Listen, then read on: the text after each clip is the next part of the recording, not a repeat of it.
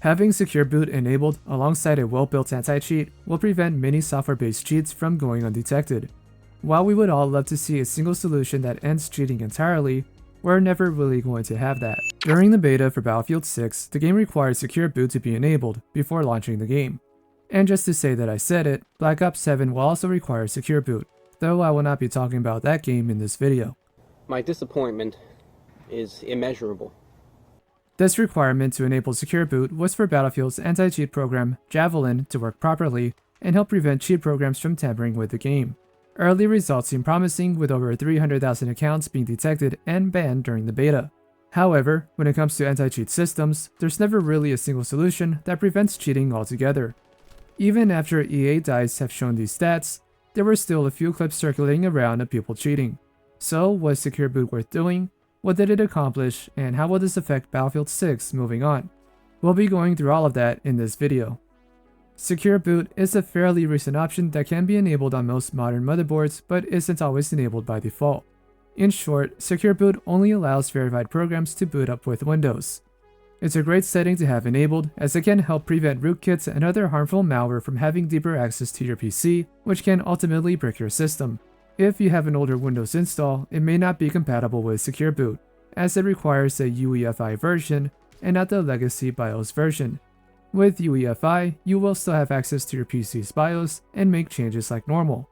This is just the newer version of that. Most hardware will be compatible with Secure Boot, but it's a case-by-case basis. It's best to check what hardware you're running, whether your Windows OS is using UEFI, and look for a detailed tutorial on how to enable your Secure Boot based on the manufacturer of your motherboard. I myself had a small issue enabling Secure Boot. For one reason or another, after enabling it, my PC wanted to boot up from my old Windows drive that I now use only for storage. After I removed that drive from the boot order in the BIOS, my PC was able to boot up normally with Secure Boot enabled. Because everyone's system is different, I don't really have a way to provide a tutorial on how to enable Secure Boot properly.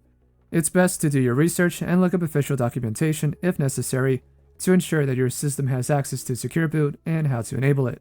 And if you're enjoying this video so far, consider dropping a like and subscribing to the channel. It really helps me out. In terms of using Secure Boot to help with anti-cheat programs, this is something Valorant's Vanguard system has been using for a long time now.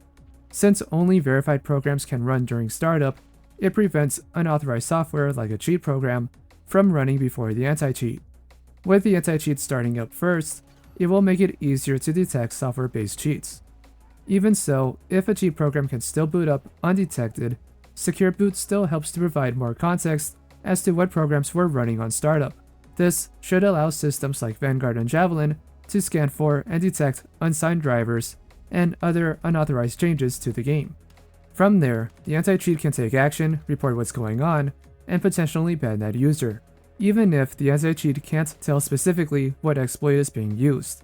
Even with Vanguard, some of these cheats might run wild for a couple of weeks, so the developers can better understand what exploits are being used and properly patch them out before banning those users. As much as it makes sense to ban any cheater instantly, it's better to keep a few around if they're using a complex exploit that the developers are not aware of. This doesn't mean if 1,000 people are using the same cheat, none of them will be banned. Some of them will likely be banned if the anti-cheat is detecting some type of tampering or impossible gameplay. For example, instead of banning 1,000 of those cheaters right away, they may ban 100 of them. This is something Vanguard does very often. So even if someone is using a working cheat in Valorant, the Vanguard system may already have your account flagged, and it's just a matter of whenever the devs decide to ban you. Of course, if you're rage hacking and making it blatantly obvious, you'll likely be banned much sooner. There was also an image of Battlefield's Javelin anti-cheat detecting and conflicting with Valorant's Vanguard anti-cheat, which is very possible, as both systems use very similar methods to prevent unauthorized programs and drivers from accessing game files. This doesn't mean you can only play one game or the other though. Both can coexist. It just means only one of them can be running at a time. As an example, while it makes sense to have 2 security guards at a gate, only one of them can be behind the controls. Having Secure Boot enabled alongside a well-built anti-cheat will prevent many software-based cheats from going undetected. While we would all love to see a single solution that ends cheating entirely, we're never really going to have that. The goal for now is to make cheating more expensive and less reliable that it reduces the demand for a cheat service. The cheapest option for cheating comes from these software-based cheats. With Secure Boot, it's going to make many of these software cheats a lot less reliable or worth using in the first place, which will make the barrier of entry to cheat more expensive as you will need specialized hardware. If you do get detected and banned after that point, it's also going to take more work to bypass the ban using the same hardware, if it's even possible. While Secure Boot is a great addition to detecting and banning cheats, it also shouldn't be the only tool these games rely on.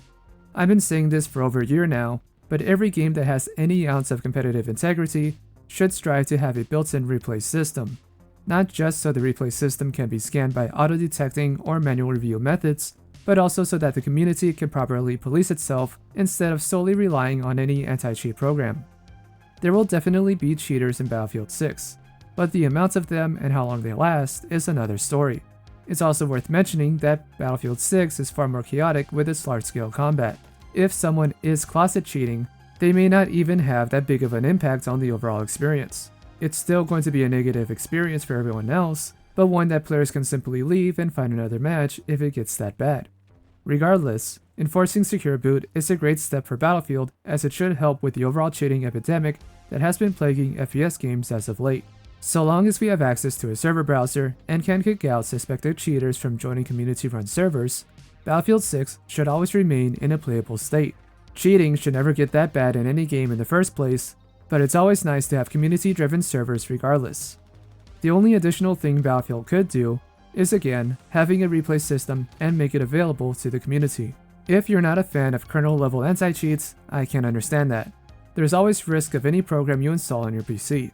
I would like to think that we may also have another option or tool to prevent cheating without requiring kernel-level anti-cheats.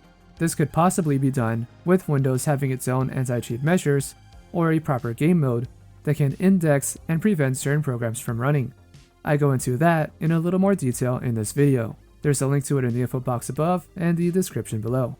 Speaking of cheating, I of course have to talk about the debacle with Riley CS, as they posted a montage of clips during the Battlefield 6 beta that gained a ton of attention. Before I can even start to talk about the situation, I have to address something else, which is the claim that people are only defending Riley because they are trans. Personally, and in the most respectful way possible, I don't care what they are. I care about having a level playing field and keeping online games as cheat-free as possible. I don't care what your background is or what you're going through. There is no good reason for people to cheat in online PvP games. With that said, pro-level and highly skilled FPS players have been reviewing the footage and are coming to the same conclusion, which is Riley is most likely not cheating. I've been saying this since day one, there's always a chance that Riley is cheating. However, from their overall gameplay, I don't see anything I can use to 100% determine they are legit or cheating. The most controversial clip is this one where Riley flicks to a wall. At first glance, a lot of Riley's gameplay looks sketchy. When looking at this clip, you can see one enemy marked on the minimap in that general area before the flick. Not only that, but also Riley is flicking back towards the C objective, which is under enemy control. Even without any minimap, as someone who is trying to clip farm, it is still somewhat logical to look towards an enemy objective and try to chain another kill. This is how Riley plays. They avoid frontline combat, sneak behind enemy lines, patiently avoid certain players, then chain several kills together and die shortly after. This is not a sustainable gameplay style that generates consistent results. It takes a lot of risk, many gameplay hours, and ultimately not getting out alive. Going back to the clip, unfortunately there was no replay system in the Battlefield 6 beta, nor do I expect to have one at launch. And we're not fourth dimensional creatures who can see what exactly was behind that rock the moment Riley flipped over, which does open that door for doubt. I am not going to say one way or the other whether or not Riley cheats. They could very well be using a wall hack and nothing else. From all the context clues that we can see, there's nothing that suggests Riley flicked and snapped directly onto an enemy through the rock. When it comes to their flicks, they are rarely ever on target. Most of the time, Riley flicks past the target, then has to make macro adjustments shortly after. These macro adjustments can usually be used to tell whether someone is legit or hacking with an aimbot. Most aimbots will snap to a specific part of a character's hitbox, whether it's the head, the heart, or the stomach, like we see here in Shimmy's clip where he was using an aimbot. Regardless which one, the aim will always snap in a very specific way with an aimbot, one that is way too consistent and robotic for someone to pull off every single time. Looking at Riley's clips, between their snaps and their micro adjustments, they don't have that same kind of snap I'm looking for. Their aim is also never exactly in the same region of the character. Sometimes the reticle is more to the left, sometimes it's to the right. Of course, there are complex cheats out there that are better at mimicking real-world gameplay. Again, I can for sure understand the stance some people will take against Riley. However, we've seen clips like this even back in Modern Warfare 19. While I'm not going to provide a verdict one way or the other, I will let you know that I do lean more towards Riley being legit than cheating. But I also have my doubts and I'm more than willing to be wrong. I will do my best to never accuse someone of hacking and attempt to ruin their career with unclear evidence. You're free to make that decision yourself. There are more things that can be talked about with Riley's gameplay, but for that, I will refer you to Carl Job's video on the topic, as well as a video from Pingu that goes into further detail. Even though Riley's montages may be inconclusive, I do not doubt that there are and will be working cheats for Battlefield 6. We'll have to see just how well the Javelin anti-cheat will work after release. All I want to see are more tools for the community to have access to better police themselves, and prevent cheaters from ruining online experiences, as well as companies taking a proactive stance with their anti-cheat systems. While there may never be a silver bullet, I feel we're getting closer and closer to making online cheating far less popular or worth doing in the first place. Thank you for getting this far in the video. Let me know what you think about all of this in the comments below. And if you enjoyed this discussion, please give this video a like and consider subscribing to the channel. It really helps me out. Until then, I am Mr. Rain, and I'll see you next time.